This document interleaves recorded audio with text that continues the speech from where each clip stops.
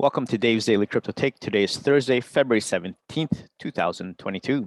Let's take a look at today's charts. At number one, BTC, $43,890.48, down 0.84%. Ethereum at number two, $3,134.67, down 0.85%. Tether at number three, $1. Number four, BNB, $427.89, down 0.80%. USD coin number 5, 99 cents. XRP number 6, 83 cents, down 0.43%. Cardano at number 7, $1.08, down 1.66%. Solana at number 8, $101.92, down 2.78%. Avalanche at number 9, $95.64, up 3.02%. And last but not least, number 10, Terra, $56.32, down 0.68%. Let's take a look at the crypto fear and greed index. Extreme fear can be a sign that investors are too worried. That could be a buying opportunity. And when investors are getting too greedy, that means the market is due for a correction. So what we got today is neutral at 52. Yesterday was neutral at 51. Last week was neutral at 50. And last month was extreme fear at 24. Let's look at our 5 articles today. Article number 1 is Bitcoin, the case for and against a wild bullish impulse anytime soon. Article 2, JPMorgan becomes the first bank to open in the Metaverse where you can shop with crypto and NFTs. Article number 3 is SEC's Gensler doesn't have much to say about Ripple or XRP except this. Article number 4, Canadian police block over 30 crypto wallets associated with the Freedom Convoy truckers. And last but not least, the main topic today is you may owe crypto taxes on these surprising things in 2022. All right, before we get into the articles, just want to say thank you so much to everyone that's been supporting me so far. Again, you can catch me on Apple, Spotify, and Google Podcasts called Dave's Daily Crypto Take.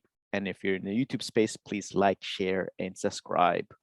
All right, let's get into it, everyone. Article number 1 is Bitcoin, the case for and against a wild bullish impulse anytime soon. There's a growing sense of uncertainty within crypto investors concerning the Federal Reserve interest rate hikes in March. The latest Glassnode, the week on-chain newsletter published on 14th of February, gave insights about this upcoming storm. Brace yourself. The expected rate hikes flattened the futures term structure through March. This signals a clear investor uncertainty regarding the wider economic impact of a tighter US dollar. Given the preceding decades of loose monetary policy, the aforementioned graph shows an objective flat area on the futures term structure curve, echoing the sentiment that investors are not expecting a significant bullish breakout through the end of 2022. Futures out to the end of 2022, for instance, have been trading with a very modest 6% annualized premium. This suggests the market is quite far from anticipating a wild bullish impulse anytime soon. Annualized premium is the value above $1 that a person will pay for the risk of a futures contract. A higher premium indicated a higher risk appetite. As per the report, quote, it appears that investors are deleveraging and utilizing derivatives markets to hedge out risk and buying downside protection with a keen eye on the Fed rate hikes expected in March. There was a notable deleveraging across future markets this week, such as de-risking resulted in a decline in total futures open interest from 2% to 1.76% of the total crypto market cap. Ergo pointed at preference for protection, conservative leverage, and a cautious approach to storm clouds on the horizon. Finally, some sunshine. Bitcoin proponents held their positions despite the circumstances, be it Fed rate hike, increased selling pressure, etc. Bitcoin outflows from exchanges highlight this narrative. According to the aforementioned graph, net outflows reached a rate of 42,900 BTC per month, i.e. Bitcoin outflows from exchanges were vastly outweighing inflows. In fact, quote, this trend of net outflows has now been sustained for around 3 weeks, supporting the current price bounce from the recent 33.5K lows. Long-term holder supply continued to hold a sideways trend, with a total supply held of around 13.341 million BTC. Since the October all-time high, low time highs have spent only 175K BTC on the net. Despite the prevailing macro headwinds, strong hands demonstrated a remarkably resilient cohort of hodlers. So who prevails in the end? Fundstrat managing partner Tom Lee, in a CNBC interview on 14th of February, discussed the rates hike. According to the exec, due to an interest rate reversal, for the next 10 years, you're guaranteed to lose money owning bonds. That's almost $60 trillion of the $142 trillion. The deficit would flow into the crypto universe. Investors could earn yields that match or maybe even outperform the yields they earn from bonds, he opined. Quote, I think what is more likely is a lot of speculative capital from equities. It's going to be tracing its roots to a rotation out of bonds, and it's going to eventually flow into crypto. So there you guys have it. What do you think about this article? Bitcoin, the case for and against a wild bullish impulse anytime soon. Comment down below and let me know what you guys think. All right, let's keep on going. Next up, JPMorgan becomes the first bank to open in the metaverse where you can shop with crypto and NFTs. So you can now do your banking in the metaverse after the US lender JPMorgan opened up a lounge in the blockchain-based virtual world of Decentraland on Tuesday, becoming the first major bank to do so. In the virtual lounge, you can buy virtual plots of land with non-fungible tokens or NFTs and make other purchases using cryptocurrency. Before you reach the lounge, you are greeted by a tiger and an avatar of JPMorgan CEO Jamie Dimon. The bank unveiled its virtual world called the Onyx Lounge, a report which showed the types of business opportunities companies may find in the metaverse. So, chilling in the JPMorgan's Metaverse Lounge in Decentraland, they have a tiger. The metaverse will likely infiltrate every sector in some way in the coming years. So with the market opportunity estimated at over $1 trillion in yearly revenues, the report said, JPMorgan said it plans to play a major role in the metaverse and could help tackle issues in the virtual world currently dealt with in real life, such as validating accounts and fraud prevention. Interest in the metaverse spiked last October after Facebook announced it was changing its name to Meta to reflect its focus on the virtual world, where users will be able to work and socialize. The metaverse, which already exists, especially in gaming, may provide massive advertising potential, which companies such as Nike are already trying to tap into with NFT-based products and shop fronts.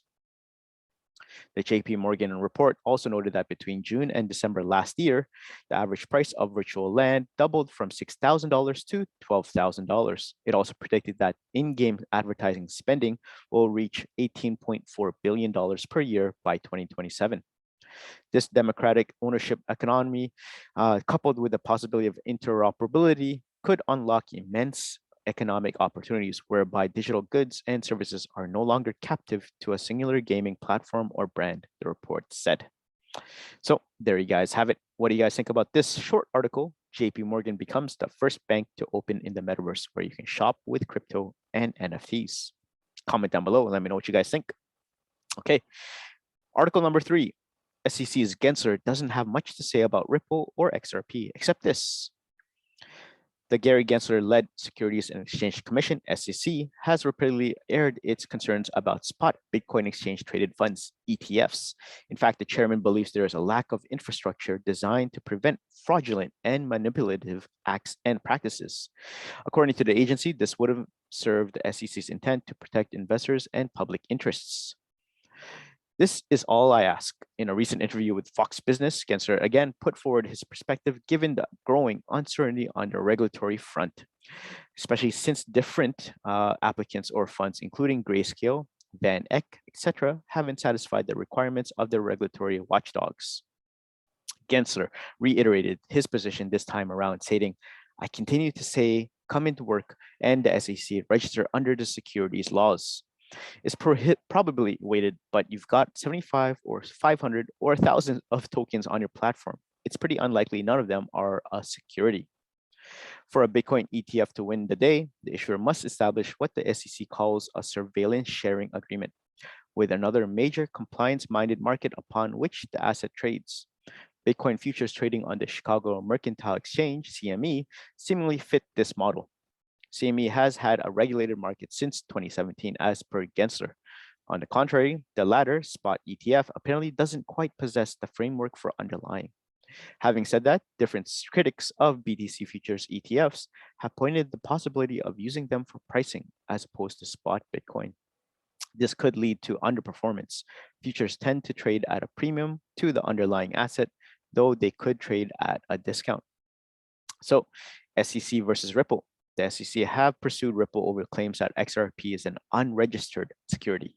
On the contrary, Ethereum has granted a regulatory green light, with ETH now well considered as being not a security. When asked about the same in the aforementioned interview, Gensler refused to comment in depth. However, he did say that the conceptual framework was the public investing money, anticipating profits on the efforts of others. He added, he quoted, "Raise money from the public issue side is a basic bargain of full and fair disclosure and anti-fraud protections. And you register with a government agency called the Securities and Exchange Commission." And that's really what we're trying to do, is help continue with the basic bargain. SEC chair added, "We're technology neutral. If people want to invest or speculate in this field, then these tokens are most importantly the platforms, the trading, the lending platforms come in. Register, do it within the law, not trying to skirt the law." Different users on Twitter have their dissatisfaction with these responses. For instance, Liz Hoffman, an executive at Wall Street Journal, believes that Gensler is throwing shade at crypto companies. Wow. So what do you guys think about this article? SEC's Gensler doesn't have much to say about Ripple or XRP except this. Comment down below and let me know what you guys think. All right. Before we get into round 2 of the articles, just want to say thank you so much. I've been looking at the analytics and I see a lot of people actually listening in America. Shout out to all the Florida people, Texas people, and New York, and also California. Thank you so much for listening into the podcast. I'm really appreciative and humble about it. So thank you so much. Again, if you have friends or family, they can catch me on Apple, Spotify, Google Podcasts, on Dave's Daily Crypto Take, and on YouTube Space. Like, share, and subscribe. Helps me out greatly. All right, let's keep on going, everyone. Article number 4 is Canadian police block over 30 crypto wallets associated with the Freedom Convoy truckers. So big news out of Canada. A total of 34 cryptocurrency wallets allegedly associated with the Canadian truckers protesting COVID-19 restrictions, which had been raising money with Bitcoin for the Freedom Convoy 2022 campaign, have reportedly been blocked. In particular, the Royal Canadian Mounted Police, RCMP, Canada's national police force, has issued an order requiring all fintech regulated organizations in Canada to stop interacting with 34 crypto wallets, according to the counter signal. It is still unknown whether or not this request from the police will result in a breakdown in this discernment of the funds. The order comes from after Canadian Prime Minister Justin Trudeau invoked the Emergency Act for the first time since 1988 in response to the continuing trucker protests on February 14. Quote, "The Ontario Provincial Police and Royal Canadian Mounted Police are currently investigating cryptocurrency donations being collected in relation to illegal acts falling under the scope of the Emergency Acts, Measure Acts that RCMP ordered states." It also adds that, quote, "Pursuant to the Emergency Economic Measures Order under subsection 19-1 of the Emergencies Act, there is a duty to cease facilitating any transactions pertaining to the following cryptocurrency addresses."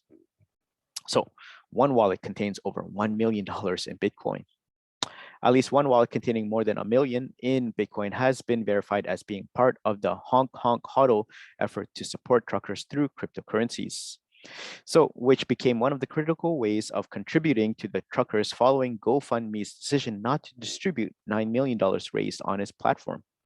The federal police have listed 29 Bitcoin addresses, 2 Ethereum addresses, one wallet for each of the cryptocurrencies Cardano, Monero, and Litecoin. Each wallet is said to have transacted between $0 to $1.1 million in digital assets.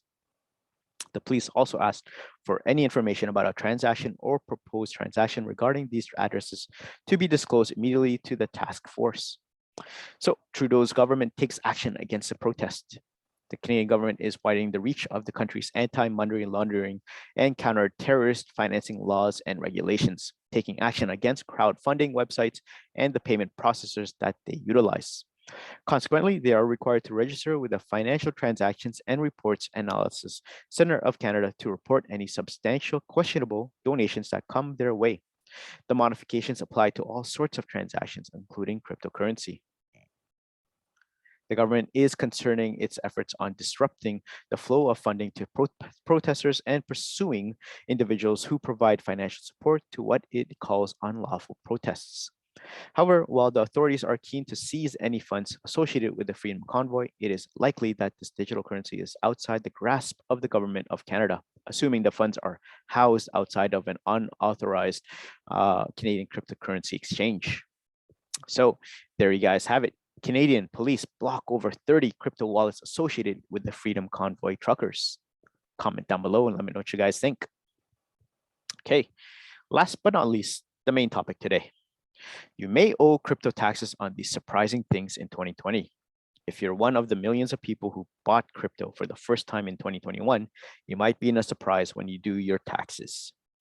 Crypto may have started out as a discrete, decentralized economy, but now that the nearly $2 trillion sector has gone mainstream enough to occupy coveted Super Bowl ad space, the Internal Revenue Service is well clued in. The IRS classifies cryptocurrency as intangible property for tax purposes, which means the profits you make from selling virtual currency are subject to capital gains taxes. This holds true whether you bought Bitcoin or altcoins on a crypto exchange like Coinbase, or simply used an app like Venmo or PayPal to buy and use cryptocurrency. It's at the forefront of tax professionals' mind this year. TurboTax now asks upfront when beginning your 2021 tax return whether or not you traded crypto last year. And if you do your taxes on paper with the help of a certified public accountant, CPA, you should at least be prepared to tell them your 2021 crypto earnings. This is easier when you plug your wallet into a crypto portfolio tracking app that can calculate your capital gains and losses in minutes. But what exactly does the IRS consider to be earnings when it comes to crypto, and what triggers a taxable event? Let's take a look at how IRS classifies the following scenarios. So, surprise crypto tax bills to watch out for in 2022. Did you get gifted an NFT, but everyday goods with crypto or earn enough crypto to push you into a new tax bracket? Here are some common surprise crypto taxes and how experts suggest you stay prepared. Gifted crypto and airdrops. Crypto was a popular present last year. According to a BlockFi survey, 1 in 10 people gave crypto as a holiday gift. However exciting crypto may be, if you have gave or received it as a gift, you should be aware of IRS rules on gifting. There's a $15,000 gift threshold for 2021, meaning the recipient doesn't have to claim the gift as income as long as it's worth $14,999 or less. If my parents gave me $10,000 in Bitcoin, that's not a taxable income for me, said David Kermember, CEO and co-founder of CoinLedger, a crypto tax reporting software. But there are some nuances. If your crypto gains value and you experience a capital gain when you sell it, either for US dollars or a different cryptocurrency, you will be required to pay capital gains taxes on the amount you profited, not the entire amount you sold it for. Capital gains taxes are also calculated based on your income and how long you held the asset before selling. NFTs. Anyone on social media has likely heard of non-fungible tokens, but few know how they are taxed. The IRS has yet to release definitive guidance on NFTs, but it's worth noting that British tax authorities recently made the country's first seizure of NFTs during a fraud investigation and tax crackdown. Of course, US citizens can't look to other countries for precise tax guidance, but it's becoming clearer each day that consumers shouldn't try to sweep NFT purchases and trades under the rug. Until the IRS can issue more nuanced guidance, tax professionals advise treating NFTs as a virtual asset, just like any other crypto. There are 3 things to watch out for here. Number 1, the $15,000 gift threshold for NFTs. Gifting or airdropping NFTs is not taxable as long as their value is under $15,000. Some of the more expensive NFTs are currently valued at higher than that, with famous NFTs like Bored Apes starting at 6 figures. Giving someone a 5-figure piece of digital art may seem generous, but only if the person giving the NFT is prepared to fill out Form 709 and pay gift taxes. Otherwise, the recipient might be on hook to pay taxes on the portion of the NFT valued above $15,000, not the entire value, however. Number 2, capital gains. Capital gains taxes apply when you sell NFTs, selling your NFT for fiat currency. Cryptocurrency or another NFT is a taxable event. You'll be taxed on the income you make, calculated by subtracting your cost basis from the gross proceeds you get from selling. Capital gains taxes range from 0% to 20%, depending on your income and how long you held the assets. And 3, buying NFTs is also usually a taxable event. Because NFTs are almost always bought or sold in crypto, there are multiple transactions between fiat and cryptocurrencies that result in capital gains or losses. Purchasing an NFT is therefore commonly a taxable event, even if you don't sell it or for profit. One last possibility is that the IRS could classify NFTs as collectibles, similar to stamps, antiques, or trading cards. If they were to do this, the capital gains taxes would be slightly higher than normal, at a rate of 28%. For now, most CPAs suggest sticking to normal capital gains laws, though that could always change. Gaming reward tokens, a growing number of people worldwide are making an additional income via play-to-earn video games that reward players with decentralized finance, DeFi, tokens that can hold real-world value and can be exchanged for either crypto or fiat currencies. While this new source of cash has been benefited many, the crypto earned within these online games is not exempt from taxes. Reward tokens will fall into a similar tax bracket to staking rewards, said Kate Waltman, a CPA who focuses on cryptocurrency and digital assets. Staking is an advanced DeFi process that lets traders earn passive income on their crypto exchange for letting the blockchain lock it for a period of time, usually months. All gamers aren't necessarily well versed in DeFi, so it's important that they are aware of how IRS will tax their crypto earnings. Well, here we are. Those rewards are going to be taxable versus playing traditional video games where you may earn rewards in the game, but they are only usable inside the game, Waltman said. The tricky piece here isn't so much knowing that it's taxable, but rather knowing what value these tokens are. So, according to Waltman, the IRS hasn't offered concrete regulation yet with respect to these details. I think a lot of people have been playing video games and earning crypto reward tokens and may not realize they actually hold value, she said. And bumping up to a higher tax bracket. A lot of people made money on crypto last year. According to Waltman, some therefore broke the $200,000 adjusted gross income threshold for the first time and may have higher taxes than normal. In this case, new high income earners will need to pay the net investment income, 3.8% tax that's added onto your capital gains, dividends, and royalty income. If you're an individual and your modified adjusted gross income exceeds $200,000, then you trigger this net investment income tax on your top of your normal capital gains tax that you're already paying on, said Waltman. And the income threshold jumps up to $250,000 for people who are married filing jointly and down to $125,000 for those married filing separately. So, buying coffee and everyday goods with crypto. Buying goods and services with crypto, even small purchases like buying a coffee, might trigger a taxable event in the eyes of the IRS. Here's why. Paying for everyday items involves exchanging a digital currency, Bitcoin, Ethereum, Dogecoin, for fiat currency, example, the US dollar, prepaid crypto debit cards and crypto credit cards, and make this process so seamless, it may not seem like it's worth telling the IRS. However, small transactions throughout the year can add up to a significant sum. Those who buy everyday goods and services with crypto should therefore keep good records. This brings us to our next point. Crypto rewards cards. So these are really interesting, said Waltman. From a tax perspective, it's kind of complex. Popular crypto debit and credit cards like Gemini MasterCard and BlockFi Bitcoin Rewards Card have made it easy to buy items in the store using crypto. In addition, users can earn crypto rewards such as 3% back in Bitcoin on spending. These cards can either simply IRS crypto reporting or, in other cases, open them up to even more taxable events within their crypto. Rewards generally aren't taxable, noted Waltman, and are treated just like credit card points and airline miles you earn after meeting certain spending conditions. Consumers who use debit cards that allow them to spend in US dollars but earn in crypto don't have to report their rewards until they exchange them for fiat or another cryptocurrency via a purchase or an exchange. That's a really interesting way to start accumulating and acquiring crypto without it being taxable income to you right away, Waltman said. However, if your crypto rewards card is a prepaid card and you're actually paying with a balance of crypto each time you swipe your card, there is an exchange happening behind the scenes that require IRS reporting. BitPay, for example, allows you to pay with your crypto, Waltman said. When you swipe the card, it very quickly and simultaneously makes a conversion for you from Bitcoin to fiat. that exchange will have capital gains. So what a long article, but a very important one.